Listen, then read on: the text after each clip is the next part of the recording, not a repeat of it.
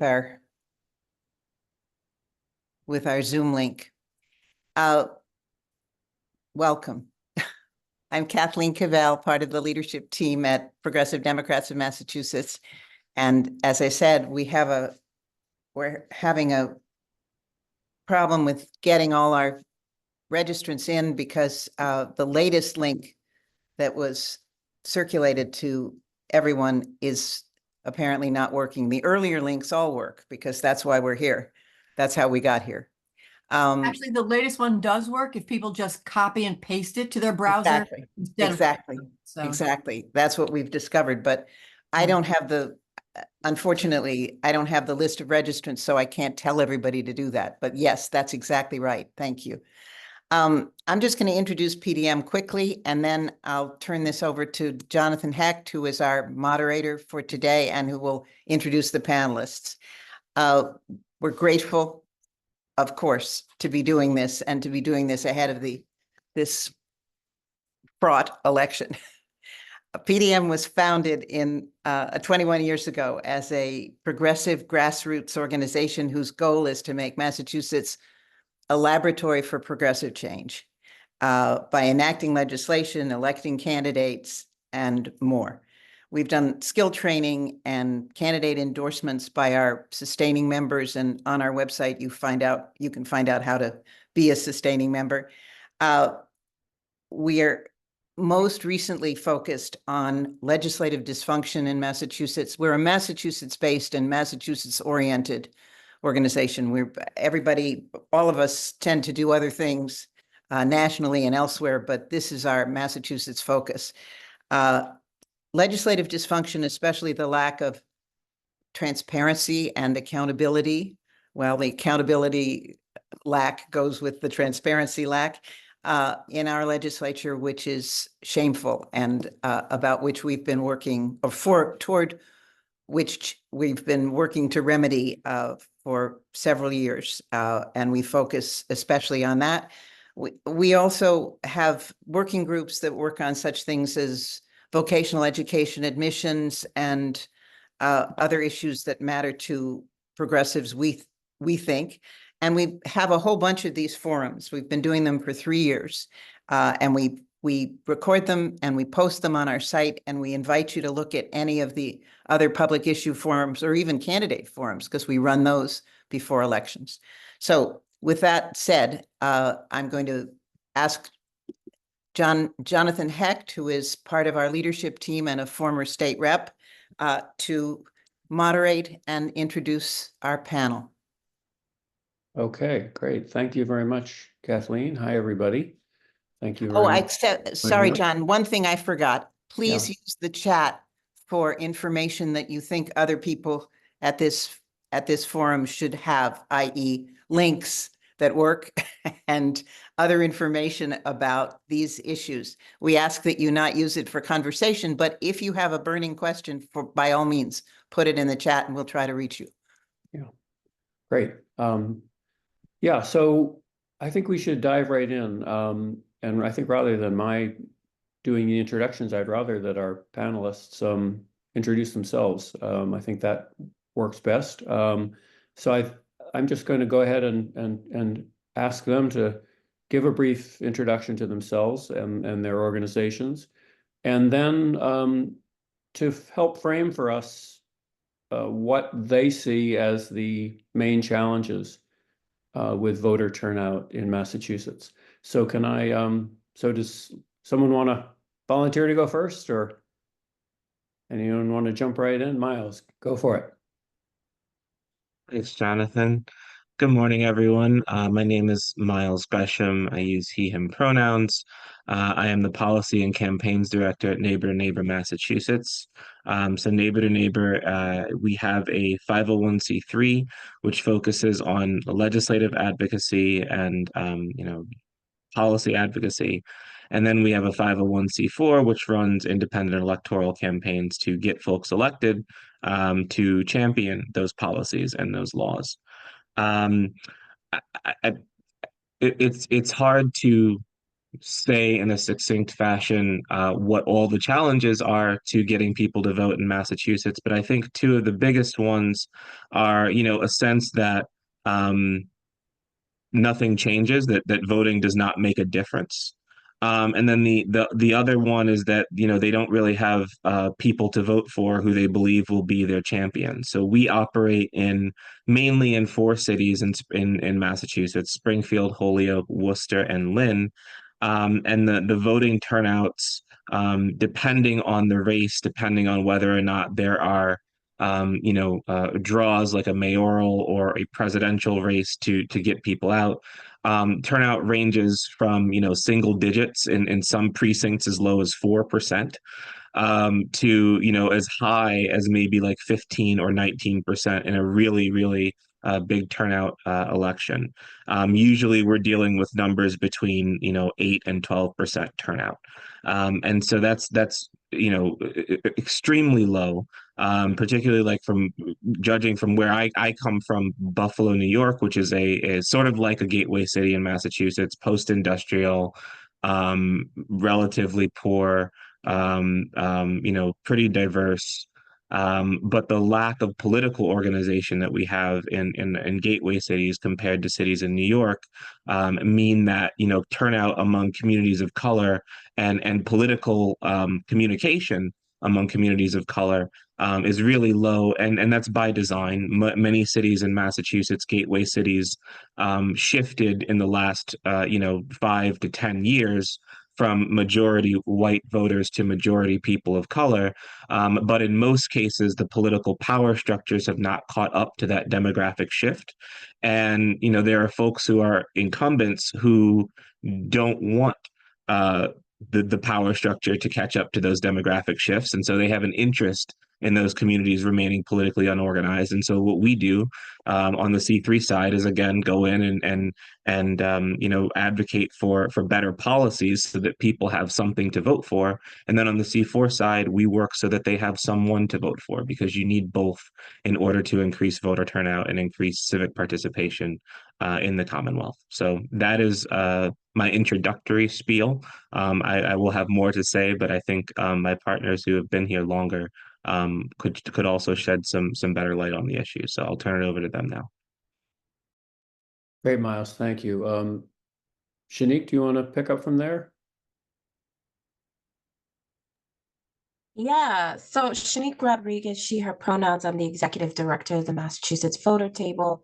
And just briefly about the table, we are an organization that is a nonprofit C3 organization, really dedicated to advancing civic access, engagement, and representation to increase resources and power for people of color, working class people, towards achieving what we call a multiracial democracy. And we are committed to long-term organizing strategy that advances our vision for a more democratic and equitable society. Miles at Neighbor to Neighbor is organization is a member of the table. So we have part of our membership grassroots nonprofit organizations across the state, mostly situated in our gateway cities, who are part of our table. So we have about 40 plus members. Want to lean into a little bit of what Miles have said about challenges that we're seeing,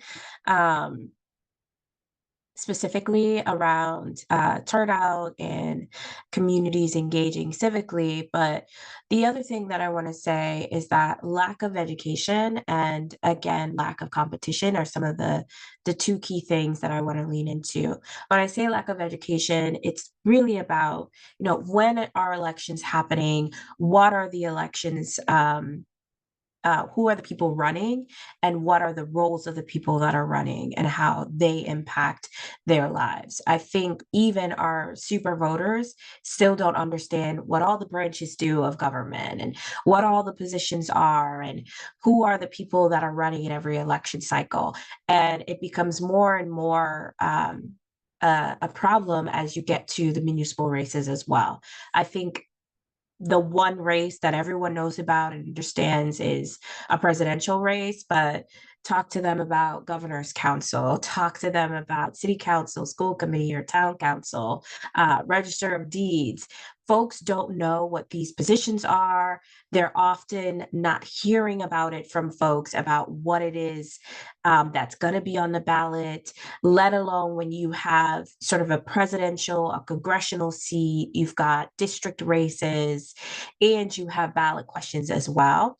So often it breaks down to folks really not engaging in all the races, or showing up on election day and is unaware that there's 4 pages to vote on. That lack of education really impacts people's ability to vote in all the races if they do make it out on election day, or to know that there's an election coming up and they need to vote in. We see drop off as well in a primary elections because people are not aware that our primary, and in Massachusetts, our primary is much later than other states as well. So that presents its own challenge. It's often right before or right after a holiday as well, when students are going back to school. So there's a lot that's happening there around education, which is why the voter table partners are so focused on doing year-round civic engagement education work around elections. The other thing that Miles sort of touched on that I want to lean into is lack of competition, right? Let's talk about just this recent election, this recent primary we've come out of. There were 200 House and Senate seats on the ballot this year. Only 18 incumbents running for re-election faced a challenge. 200, only 18 saw a challenger. That lack of competition also impacts how our voters engage with elections.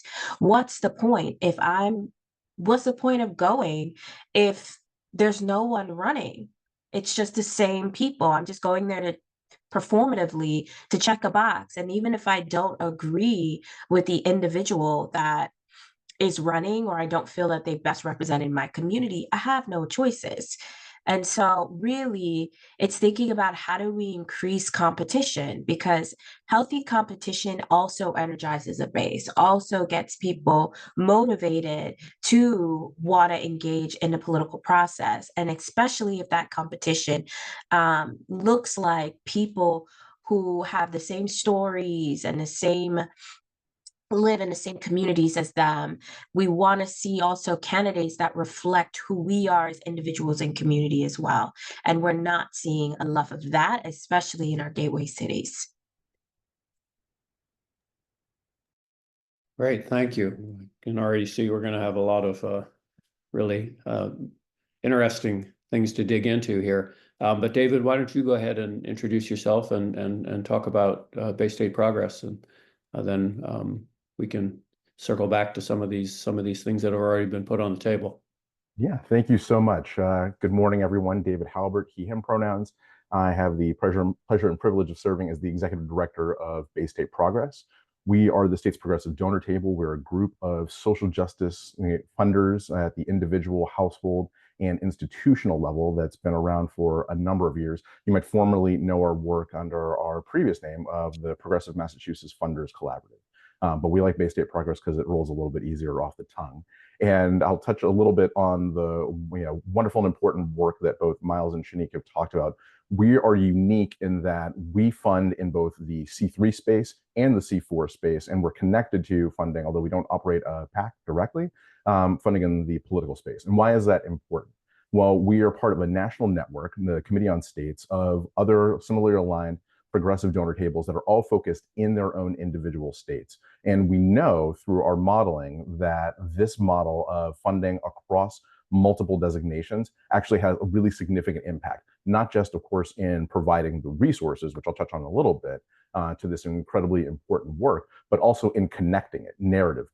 Right, I'm a big sports guy. We're in Massachusetts, a big sports state, so I love a good sports metaphor. I always think about change as being a baton in a relay race, and that the change that we want to see, really, the onus for that should start in community, right? And that baton should be handed off to our C3 partners who are doing their critically important work, like Shanique and others, to frame the conversation, to really, as she said, educate folks about what is happening. The moves to our C4 partners who are doing incredibly intentional work, like Miles and others, around talking about not just what the issue is, but who is actually working in that issue and potentially working to your benefit or against your benefit. And then to our policymakers to actually engage and hopefully enact those policies with a values alignment on what we could do here as a more progressive state. Folks like Jonathan when he was in the legislature. But then in our belief, what we are seeking is the promotion of a co-governance model so that that baton doesn't end with our policymakers, but in fact, it comes back to communities. And so that those policymakers are working in concert with the communities that are sending them forth and that are informing them, not in a transactional way, but really in a transformational way. And why is that so important? Because that's how you get to deeper, better outcomes. For us here in Massachusetts, and this speaks to kind of our challenge as we see it at a macro level, which is a lack of attention, a lack of volume across the board. And what do I mean by that? Well, when I say lack of volume, I mean in a couple different ways. The first is a lack of volume from what you hear or don't hear. As I'm sure many of us have been a part of in conversations, particularly when speaking with folks from outside the state, they will look at us and say, everything's fine. It's Massachusetts. Everything's fine. We have the majority of our constitutional officers are women, many of them women of color. Here in our largest city, we have a woman of color who's our mayor. We have Elizabeth Warren, we have Ayanna Pressley. Everything is fine. And yet, we know at a deep level that in the state we have, yes, high net earners, we have higher educational outcomes, we also have a massive racial education gap. We also have a massive racial equity and economic gap. We have an incredible housing crisis. We have transportation issues. We have a number of different public policy issues that are affecting people not all the same way, but that are affecting people all across the state and that they need true dynamic progressive solutions in order to solve them. And so what we talk about a lot, what I talk about in our team when we're speaking with folks is that our situation here in Massachusetts on the ground isn't one where we're thinking about our villain for our story. We don't have a Ron DeSantis. We don't have a Carrie Lake. In fact, our villain in our story is the delta, the distance that exists between where we currently are and where we could be. Because at the end of the day, what our goal should be and what our goal is as an organization is to help fund and support organizations that are going to push Massachusetts to being what it should be, which is the most progressive state in the country. We should be a state that is leading in every arena, in every conversation, in every forum at pushing the envelope on what progressive policymaking and what progressive governance should be, not just for the benefit of the people here in the 351 cities and towns in the Commonwealth, but also so that my counterparts in Idaho, in Utah, in Arkansas, and other deep red or battleground states, when folks in their communities are saying that's just a dream, that can't be done, they can look to us as an example and say, not only can it be done, but it is being done or it has been done, and we're going to learn from them. That's what is our guiding light. And so, we think it's critically important that we're supporting the work of organizations like Neighbor to Neighbor, like the Voter Table, and so many others that are doing that work and building the systems that we've seen can help advance that progressive cause in other states and have done so successfully that we don't have here in Massachusetts, such as a statewide progressive communications hub, leadership development hub, more research hub. And I know we're going to touch on a number of things, so I'm turning it back over to Jonathan. Looking forward to it, and thank you for having me. Great. Thank you, David. And there too, I mean, lots of things for us to follow up on and hear more about. Why don't we? I feel like already we got a full range of things that the three of you have mentioned as challenges: lack of education around political processes, the problem of competition, the problem of people feeling that these elections don't really make a difference in their lives, the problem of political organization, and then the infrastructure issues that David, you were just touching on. Can you each, maybe we'll start again with Miles and go around again. I mean, what are you doing right now to address what you see as the challenges in the communities where you're working, or David, statewide? What are you finding is impactful? Miles, you want to kick it off again? Sure. We're doing a few things. So I'll say what we're doing by trying to continue some of the really important threads that Shanique and David started to draw out. The first was Shanique talking about education, right? So we are a power building organization. What that means is that we believe that if someone comes into Neighbor to Neighbor as a member, there should be pathways and processes for them to become more politically educated. There should be a process for them to politically educate us as to what they are seeing on the ground where they are. There should be a process for them to be able to take on more roles and responsibility within the organization, and get to a point where we can delegate part of the process of an electoral campaign, a legislative campaign, to them. So we're not just mobilizing people to turn out at the state house, although that's extremely important, not to downplay folks who do that.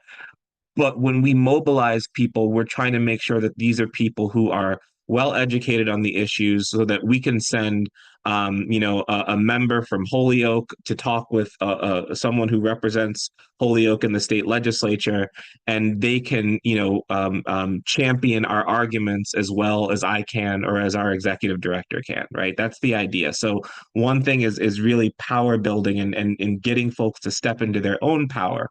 The reason that's important is because when you talk about low voter turnout, part of it has to do with the belief that, like Shanique said, nothing's going to change, right? I've worked on campaigns every year since I was 17 years old. I'm now 38, so it's 21 years. I've worked all around the country. It is always easier to get people to vote in affluent areas, because people in affluent areas feel some sense of ownership over their community, right? Because they know that people listen to them if they go, to talk to their elected officials. In the same way, being in an area that is neglected breeds disenfranchisement. It breeds this idea that nothing is going to change. And so by educating folks on, hey, this is the power that you have as a voter, this is the power that you have over zoning laws, and this is how these affect, what goes into your community. This is the power that you have over school committees, and this is how school committees affect what your kids learn in school. This is the power that you have over city councils. And so city councils, these are all the powers that city councils have over your streetlights being on, over your trash being picked up on time, right? All the way up to state and federal government. We want our members to have a thorough understanding of those processes and their role in those processes, so that they understand how to really, flex their muscles and use their power. So that's one thing. The other thing is, again, getting people to champion progressive policies. So we pick policy priorities every year. We fought very hard this year for concessions for low-income folks in the AHA, much of which we got, a lot of which we didn't. We fought for decarbonization money in the AHA for public housing, and another $2+ billion for improvements in public housing. One of the biggest champions of that is one of the few people who had a Democratic challenge this year, State Senator Adam Gomez, who started out as a Neighbor to Neighbor member, got elected with Neighbor to Neighbor's help to the city council in Springfield, and then became the first Latino state senator for Hampden County. So when we talk about building power, that's what we mean. When we talk about our members matriculating through our organization, Adam Gomez is a key example. And so when we build out that power on the political side, we are talking about getting our people elected, and we are talking about making sure that they have the support of their constituents, so that once they are elected, they are not an isolated progressive amongst a sea of incumbents who have an interest in this system that keeps things the same and that rewards people who don't rock the boat with increasingly powerful committee seats. So that's one thing. I also just want to name, something that David said about Massachusetts being a place where we make progressive policies a reality. That is so important. When we talk about progressiveness, I mean, there's a quote from Fred Hampton, who was the chairman of the Black Panther Party, and he said, "Theory is cool, but theory without practice isn't expletive," right? I don't know a curse on this thing. I don't know if I can, right? Being able to see the progressiveness that we talk about in reality is so important. That's part of what David alluded to, co-governance. That's something that we practice with the folks that we get elected, right? So if we're going to elect someone, we have a conversation with them beforehand. All of the folks who we got elected this year had previous relationships with neighbor to neighbor. They came to our meetings, right? They talked with us. We've had one-on-ones with them. What that means is that we've had really deep, long conversations about who they are as people and what motivates them and what their self-interest is. After they get elected, we continue to sit down with those elected officials and say, okay, this is what we want to see. And for example, the city of Lynn, where we just got 2 folks elected last year, we constantly sit down with those council members and say, okay, this is what we want to see. These are the changes that we want to see. How can you help us get to these changes? And what do you need from us to, support wise, to make sure that you are able to advocate successfully for those things? That's really important. The last thing I'll say is that uh, Justice Brandeis and later Justice Brennan from the Supreme Court often talked about this idea of our federalist system as a system of laboratories, right? Each state being a laboratory of democracy.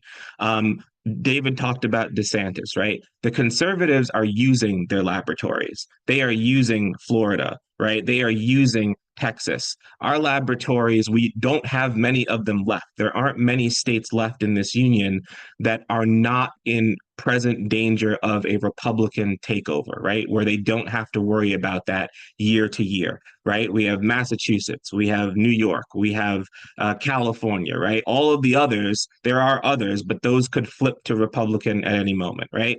The difference in Massachusetts is that in New York and California, you have politically organized groups of people who are already feeding candidates into the machine, right?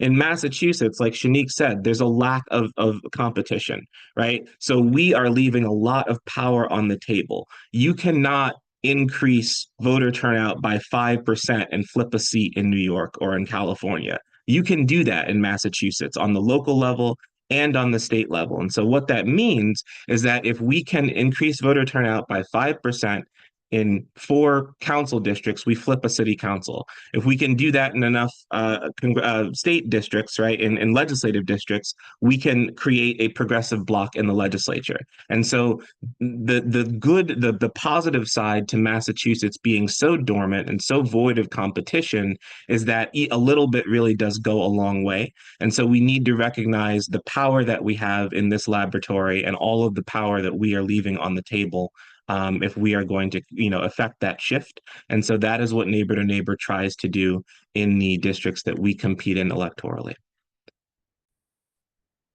Thank you, Miles. That was really fascinating. I'd love to come back and talk to you more, both about how you achieve those successes, for example, up in Lynn, and also, what it is that, we need to be doing in terms of leveraging those victories in ways that really are impactful in a broad way, and maybe that'll get us to some of the structural barriers we have, and perhaps even the issue of legislative dysfunction that Kathleen talked about at the outset. But let's turn. Shanique, do you want to talk some more about some of the things that you're doing and what you're finding to be impactful? Yeah, so part of our model at the voter table, why we are called a table, is that we have grassroots organizations that sit at our table. And one thing that I did not share when I sort of gave an overview of the voter table is that we are also connected to a national network called State Voices. And in the State Voice Network, there is about 25 other state tables that are around the country, and the model is the same. Our work at the table is to invest in grassroots organization to do civic engagement work. So it's less about the employees of the voter table going out and knocking on doors and talking to voters. It's about grassroots organizations who we believe are the trusted messengers of their communities to be the ones to have conversations with voters. That is because we know that when people are talking to the organizations that they frequent all the time, the activists that they know, the friends and family members that they know, they're more likely to do a thing because they've had a conversation with a friend or a trusted messenger, right? And what we found is that not only is that impactful in the depth and breadth of conversations that we're having with folks, like you're able to have deeper and more meaningful conversations, it is also part of our sort of work is to encourage our grassroots organizations to do 3 passes, or rather 3 touch to a voter. We see that voter turnout increases the more they have conversations with the same people, and often that magic number is 3. So we see that if we talk to a voter 3 times, the turnout rate for those voters is 80%. 80%, and that's what we've seen with our partner organizations, that when our partners talk to the same individual 3 times, they're 80% more likely to turn out than not. And that also is very key in the work that we do, because the voter table is focused on low propensity voters, or voters that are considered the rising electorate. So these are our low income BIPOC voters. These are individuals that are low income in the sense that they make up to or less than $40,000 a year. These are the folks that, populate the communities. Miles gave some turnout numbers for Lynn, Lawrence, and Springfield. That's very much the same percentage of turnout for all of the gateway cities, somewhere between 15 and 20% on statewide years, and then even lower on municipal years, somewhere between 10, 9, we've seen 8% turnout. And the issue in these communities is not that folks aren't registered, it's that folks aren't engaging. And oftentimes they don't know elections are happening. And when we talk about these particular voters, these are not the voters that traditional campaigns are talking to. And I can say that confidently as a person who spent nearly a decade working on political campaigns. And often they go after your super voters, the voter that's voting in every election, similar to the one that's running now. And then maybe later on, to pick up some extra votes, they'll target these voters, which is why our network is so important in the civic engagement ecosystem, because they are talking every year, year round, to the voters that no one else will talk to. And so oftentimes what we've seen in low turnout communities, that the folks who did turn out in those races have almost always have spoken to one of our partners on the ground. And so we've seen success and important to the overall turnout of a community, but it also shows that, our 40 organizations, which includes, is probably one of the rare organizations that are actually investing deeply. Sorry, y'all, can you hear me? I saw my internet sort of fluctuate. But we're one of the few organizations that are really investing deeply in talking to the voters that no one is talking to. And we also are able to make that possible because we have Bay State Progress, who is very much a part of that deep investment. The resources that we get from Bay State Progress and its donors is going directly back to our partners, trusted messengers, because to do this work is not free. This is hard work. It requires time, energy, and resources. And that also looks like donations and volunteer power, doing this work and consistently talking to these voters. And I always say to my partners, civic engagement is not just about elections. This is about everything that's happening in community. So in January, we're talking about, the school committee or the city council meeting that's coming up, that's going to change resources. We're talking about budget season. We're talking about, the the crosswalk and the stop sign that we want on this neighborhood street that we need to go talk to our elected officials about because our children can't cross the street in the morning to catch the bus for school. That's civic engagement to us. Every single engagement that we have, every Block party, every communal festival, every night out is an opportunity to talk to individuals about what's happening in community and get them involved in community, as well as what elections are coming up and why involvement also includes not just being on your children's PTO or going to a school committee meeting. It's also about making sure that you're showing up to elect great people to represent your communities and your school districts or your issues that matter most. As well. So I think that those are some of the things that we are attempting to do here consistently. And what we've seen has been most impactful is definitely those continuous 3-time conversations. Great.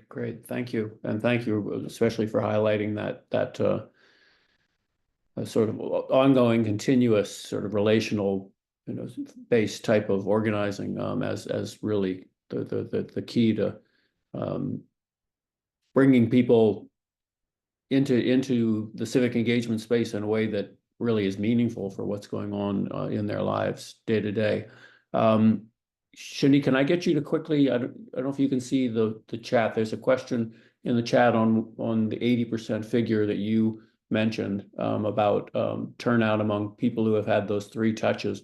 Question is your 80% number backed up with checking voter rolls, or is it self-reported by the voters? Can you just answer that quickly?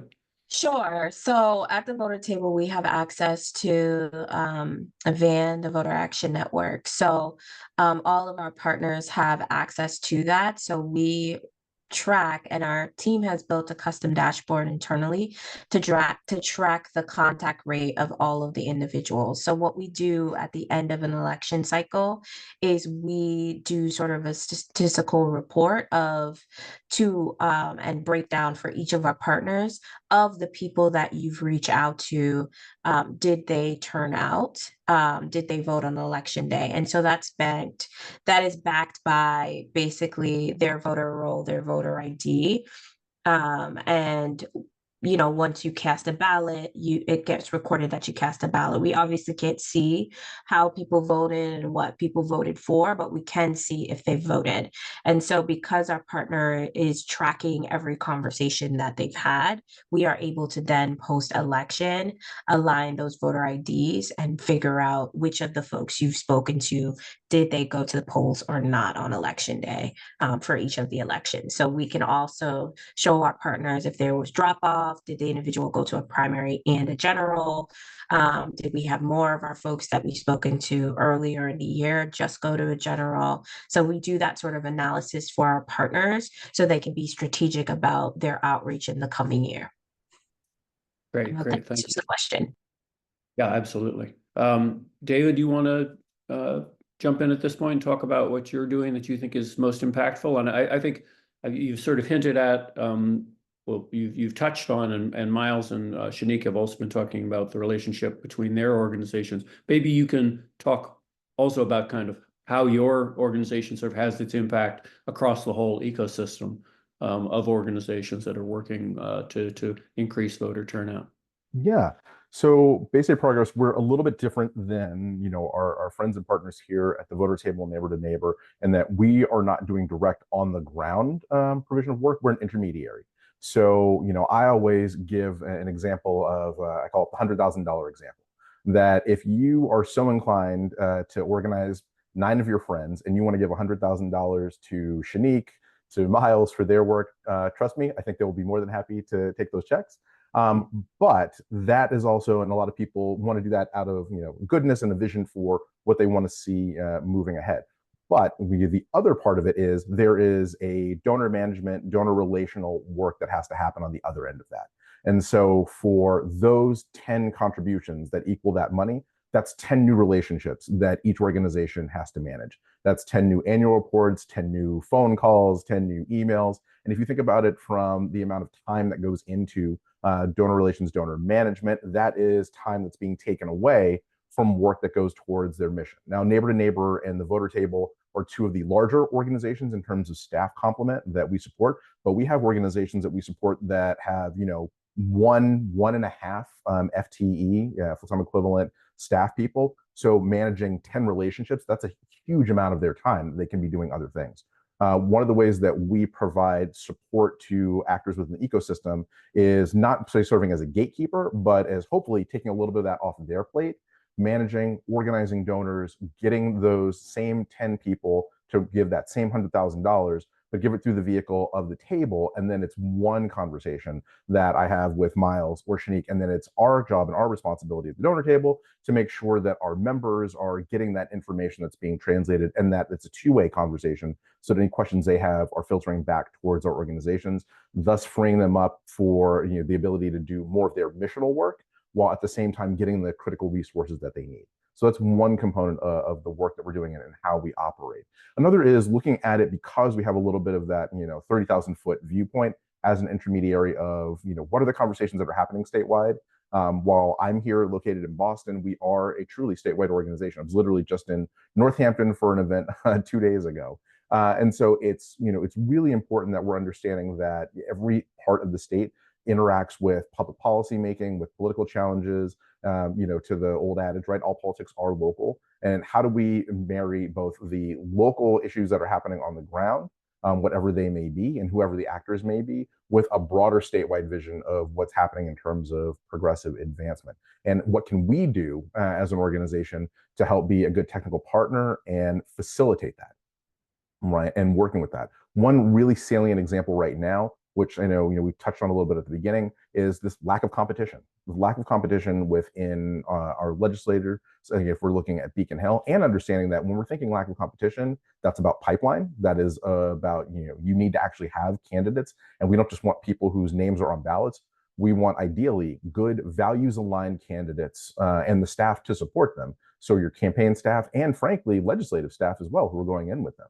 And we don't just want them at the state level, we need them at the local level, which is one of the reasons why, you know, the work of Neighbor to Neighbor is so critical and important.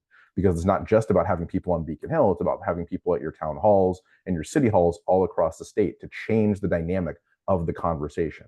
Not just in the immediate sense of what is the election right in front of our face, but it's thinking long-term as well. What is the election 2, 3, 4, 8 cycles down the line? And how do we want to, you know, see those elections prosecuted, and who do we want to see ultimately be not just the winners, but the people who are going to be in that true transformational co-governance mentality and take that, you know, ideology and perspective with them into whatever office that they're going into and help. So it's thinking about that, working in strategic partnership. Working right now as one of our principal goals is, you know, facilitating conversation around the development of a leadership hub, which we know and we've seen in many other states has been a critical component of change and success in advancing a progressive agenda. It is a component that we don't have here in Massachusetts.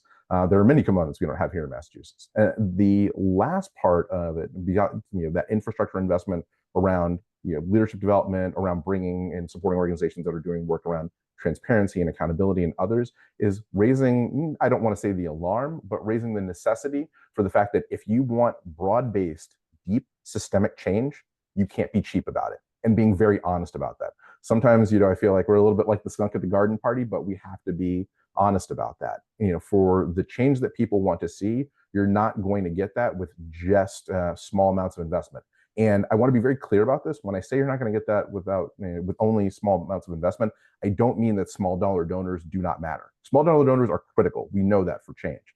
But it is the aggregation of those dollars and using that to spur major donors who have deeper pockets and more capacity to equally invest, whether at the institutional level or the individual level, in order to make that kind of change happen. And committing to doing that and understanding that the commitment to do that has to be done over a long period of time.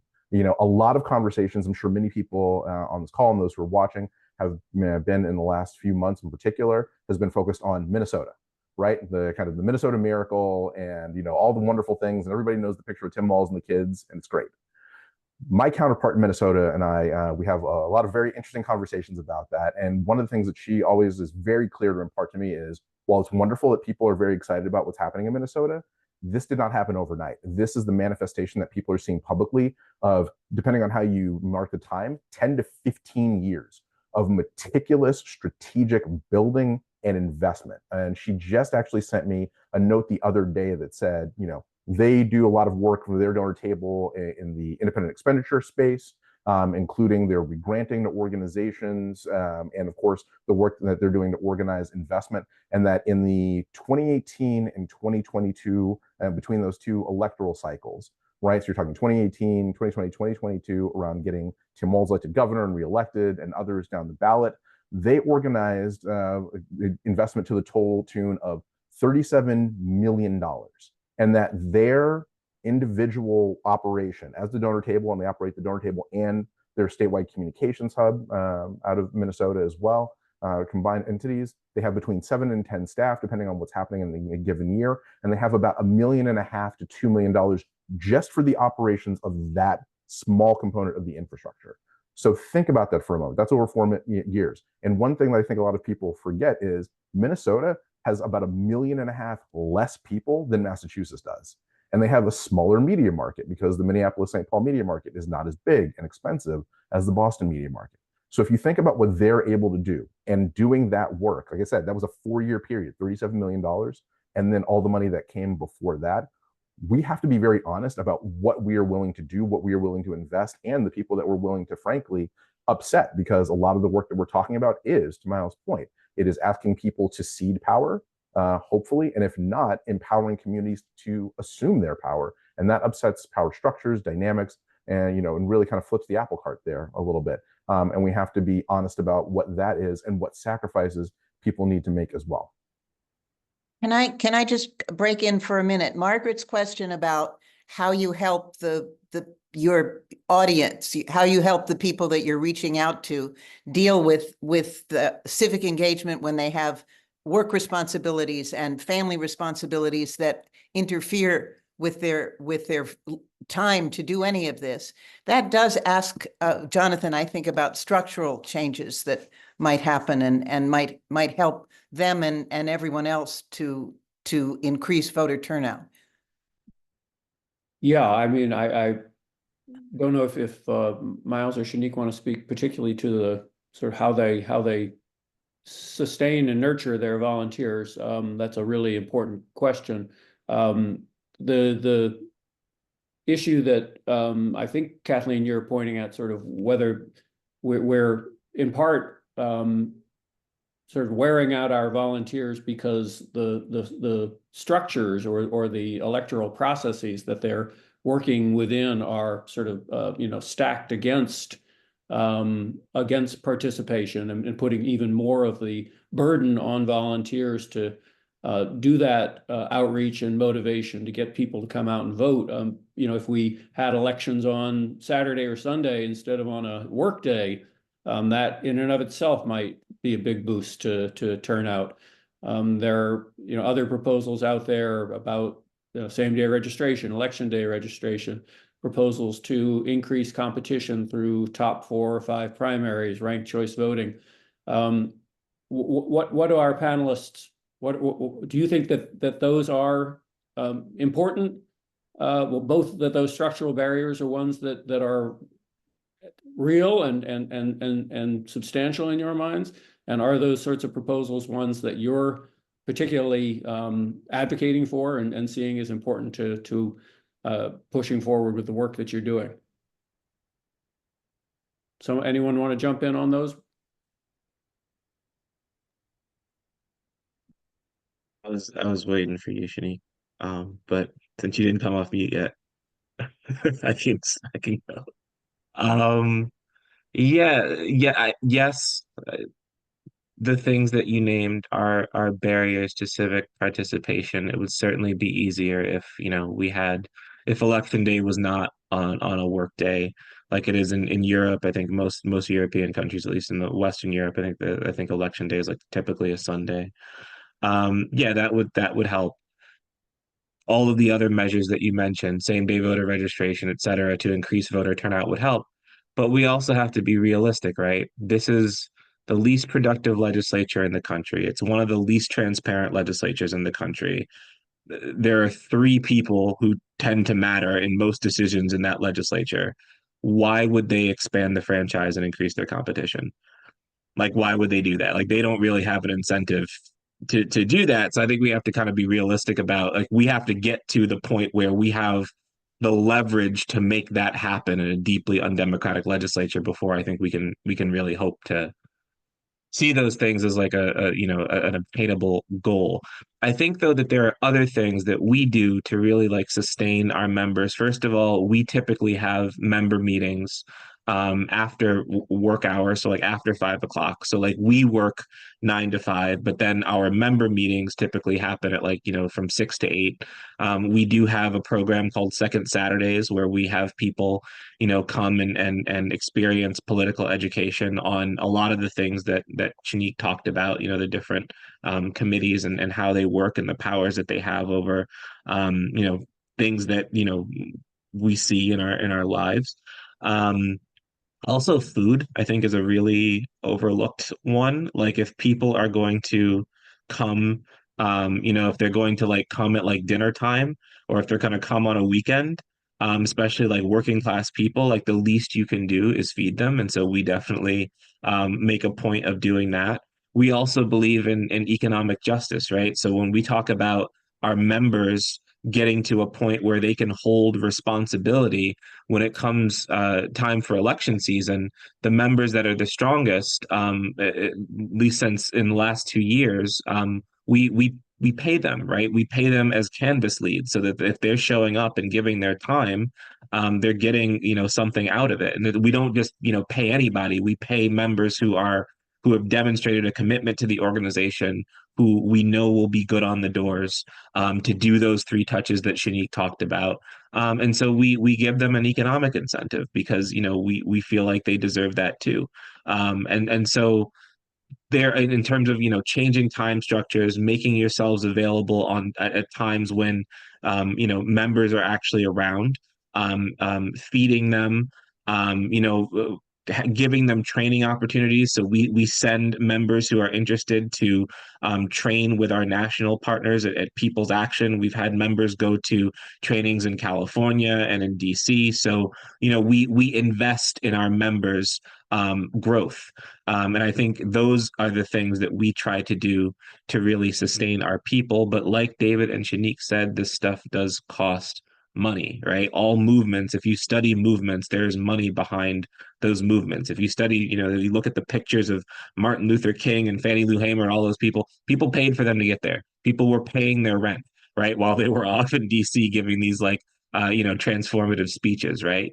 And so the money aspect of this is critical to all of this sustenance that we're talking about. I'm glad you talked about that. Go ahead, Shanique. I'm sorry. Sorry, Miles. I was just trying to find an unmute button. Miles, I got multiple screens. And it was taking me a little bit. But I'll address sort of Margaret's question about volunteers, and keeping volunteers engaged.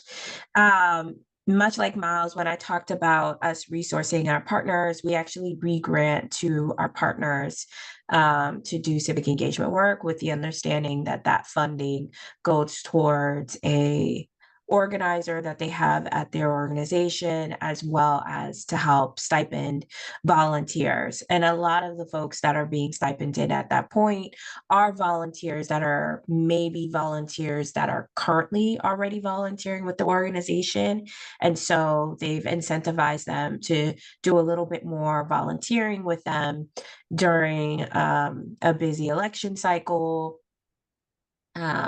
The other thing is, it's an opportunity for organizations to engage young folks in fellowships or paid fellowships or paid internships, to do civic engagement work as well. So we find that having incredible funder organizations like Bay State Progress, investing in sort of our Democracy Hubs program, which is a program part of the voter table, where a few of our partners at the table are part of that program, where they're doing sort of a gold engagement during an election cycle. And so we are resourcing during that time people to hire folks or to incentivize their existing volunteers to engage.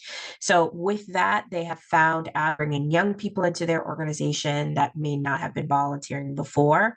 I think after 2020, I think that organizing and grassroots work have looked very different. People experienced burnout from that time period because we were dealing with COVID advocacy as well as dealing with the realities of COVID and lockdown, but also we had a major election happen during that time period, and we've all had to shift in the way that we've organized.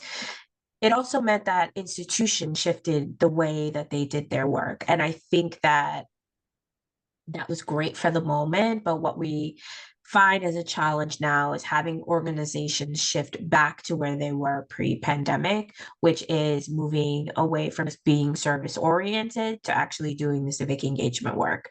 A lot of organizations that were truly civic engagement organizations then became service organizations, especially in our low-income BIPOC communities, because they were hit the hardest during pandemic, did not have PPE, did not have as many places to get vaccinations or get testing. And so a lot of those service organizations applied for federal grants, applied for state grants to become test sites, to have PPE for community. And now, to open food pantries again, imagine, there's a lot that we experience. And I think that shifted away from people who were at the time super engaged, being volunteers, continuing to do so now after pandemic in sort of a post-pandemic world, right? But I think that we are finding ways to be innovative to energize the base. But I also will just say that in the communities that we are at, there's no rest, right? Like the issues are upon us. We are dealing with the things every day, and people know that those injustices are happening and they want to find a way to solve the problem. And for many of it's all about how do we talk more to people about like these issues that are impacting you are really because this person or this institution, and getting people engaged in the organization that way in order to turn out new volunteers. As the other question about targeting where we have folks in Massachusetts, where we're doing sort of our work, just to answer Elizabeth's question in the chat. Again, our national network of state voices, all of us are focused on Black, Indigenous people of color, and low-income people.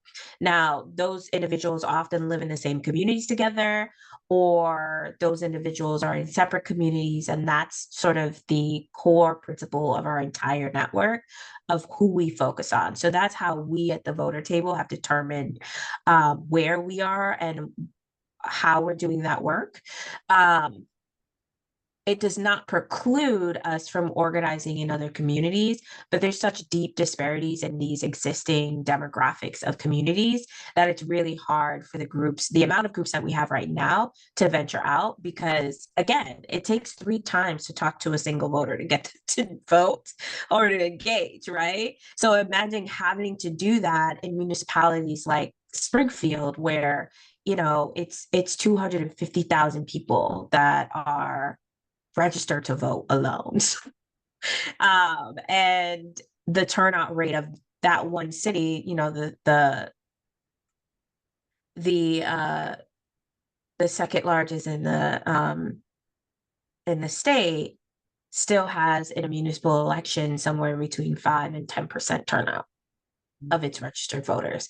So our groups have so much work to do. And as you go further west in our state, the number of organizations that exist doing this work become less and less. So we're talking about 3 or 2 in some of our regions, organizations doing this work. So I think it's less about not wanting to venture out of our core demographic. I think it's about capacity and number of organizations that we can bring into the table to do this work.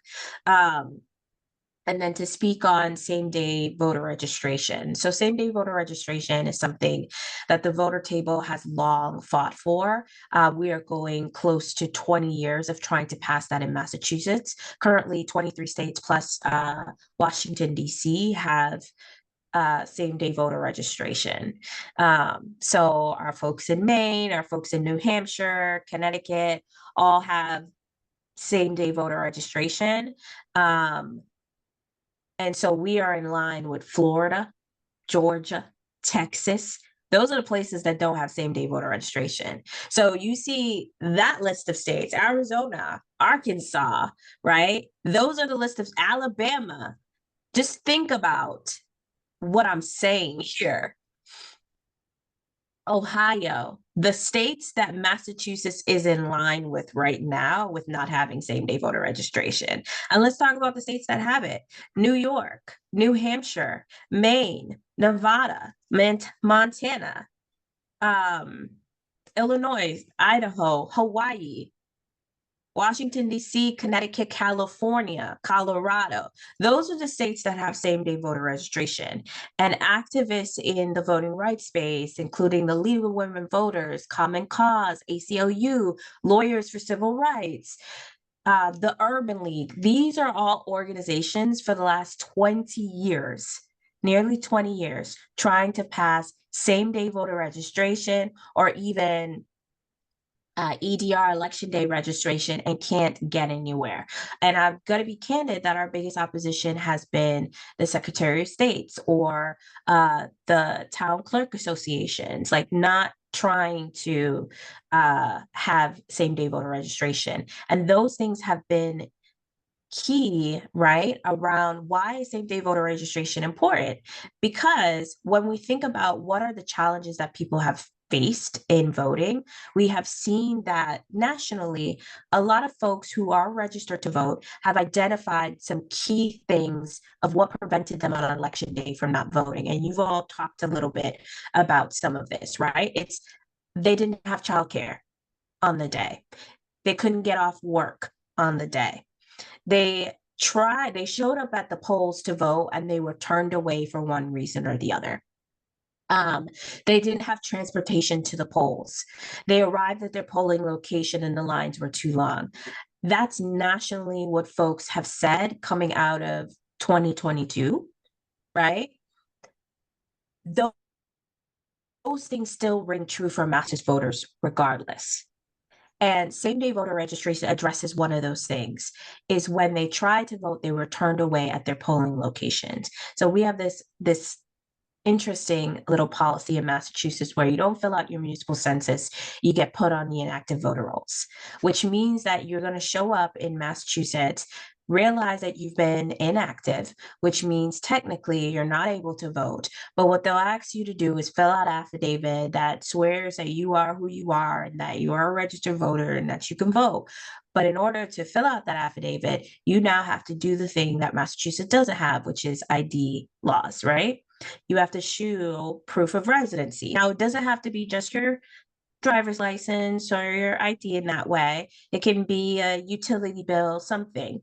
But it means that that voter may not have come with any of that stuff and now has to leave the polling location to come back with that. And how many working families, single moms, in 2 jobs and have just taken this one moment that they have before work to go into their poll and be told that, can they go back home now? Will they come back later?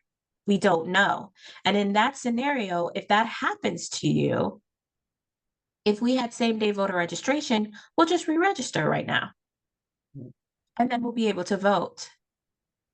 And my firm belief is that if you are an individual who have the right to vote, who have registered to vote in this country and in this state, when you show up on election day, nothing should prevent you from being able to vote.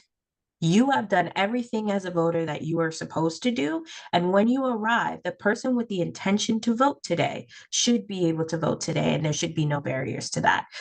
So that is my TED Talk for today. Thank you so much, Shanique, for that. I think you just teed up a future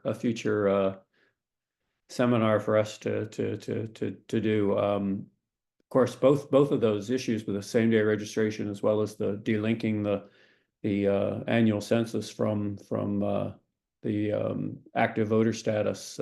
Those are both pieces of legislation that did not make it through this last legislature, despite an enormous amount of popular support. And as you say, same day registration, election day registration has been around as a piece of legislation in Massachusetts for a couple of decades now. So we got work to do on those, work to do on a lot of the other issues that you guys have raised today. This has been an incredibly informative and stimulating panel. I think we do need to wrap up, unfortunately. I don't know, you've all mentioned the issue of resources, and I want to make sure that we do get out to the people, both who are here today, as well as those who will be watching this later, information on how they can be supporting you. I think I see a couple of things. David just put something in the chat, and Shanique has as well. Miles, let us know also how we can direct people to help you both with money, but also in other ways that you might find helpful in your work. All of you are doing such important work and complementary work, and we are very grateful to you for that, and very grateful to you for being part of this panel. And we will be getting the recording up on PDM's YouTube channel as soon as it's ready. So And we'll send it. we'll We'll be send seeing- it to everyone who registered. Send it out to everybody who registers, but it'll also be up on the PDM website and available to people to find in all the ways that people find things these days. So thank you all very, very much. Shanique, Miles, David, thank you all who have been tuning in. Thank you for all of your questions. And we've got more conversations to come. Thank you all very much. Thanks, everyone. Thank you so much. Thank you.